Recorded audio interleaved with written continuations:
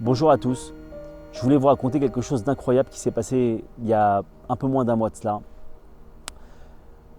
Ils ont fait des travaux au-dessus de mon appartement, puisque je suis au dernier étage d'un immeuble. Et en faisant des travaux, il y a eu un problème d'étanchéité du toit, visiblement assez important. On était en période de pluie ici à Jérusalem. Alors, Baruch Hashem, j'ai eu des infiltrations d'eau vraiment très importantes. Mais vraiment très importantes. Quand je vous dis très importante, c'est-à-dire que l'eau coulait comme si le robinet d'une salle de bain était ouvert. Et ça coulait vraiment à torrent. Alors, j'ai appelé la personne qui a fait les travaux pour lui venir de toute urgence.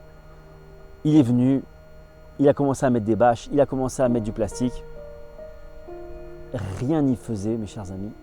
L'eau continuait à couler pareil. Et là, je sentais qu'on était en face de quelque chose d'inhabituel.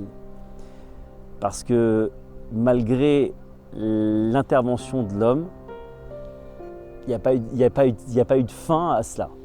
Bon, je comprends que évidemment, ça l'était déjà au début, mais là, je le vois vraiment que c'était vraiment quelque chose d'envoyé de la part d'Hachem. Et alors évidemment, je ne vous raconte pas, mais vous le voyez sur les images, combien d'eau coulait. Je ne vous raconte même pas l'ambiance qu'il y avait à la maison, c'était très tendu. On a retiré des seaux et des bassines d'eau, des litres. Et les enfants ne dormaient pas, ça s'est passé le soir, et on n'arrivait plus à s'en sortir. Vraiment, c'était quelque chose de dingue, vraiment de dingue. Et je sentais que l'épreuve, elle était vraiment très forte. Mais je voyais aussi que l'épreuve, elle m'échappait. Pourquoi elle m'échappait? Parce que j'avais une sensation un petit peu que c'est pour le mal, que c'est pas bien, que je commençais à en vouloir à Hachem, je commençais à en vouloir aux constructeurs, je commençais à en vouloir un peu à tout le monde. Et là, je sentais que je ne prenais pas une bonne voie. Alors, Baruch Hachem m'a laissé à un moment donné, m'a rendu mes esprits.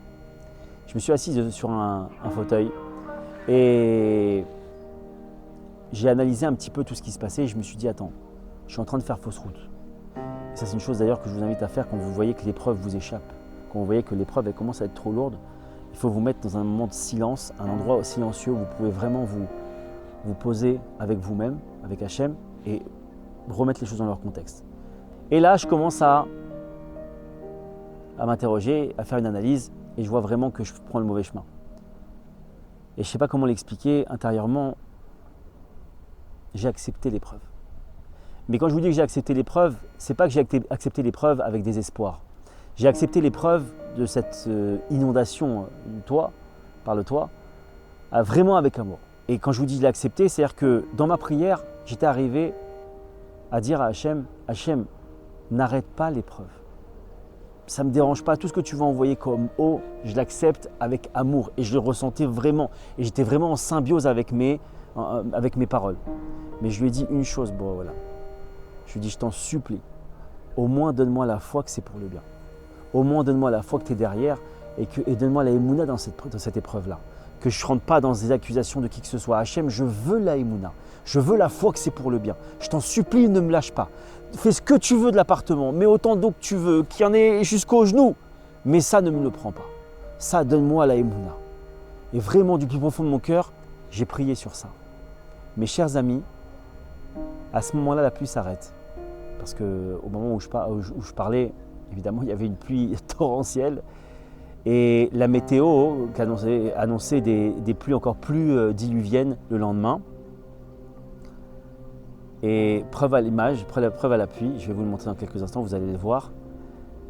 Cette simple prise de conscience, cette simple acceptation avec amour de l'épreuve a fait que, au fur et à mesure des heures, et je les ai photographiés avec mon téléphone parce qu'il fallait que je vous le montre, au fil des heures, cette pluie qui était annoncée s'est transformée en beau temps.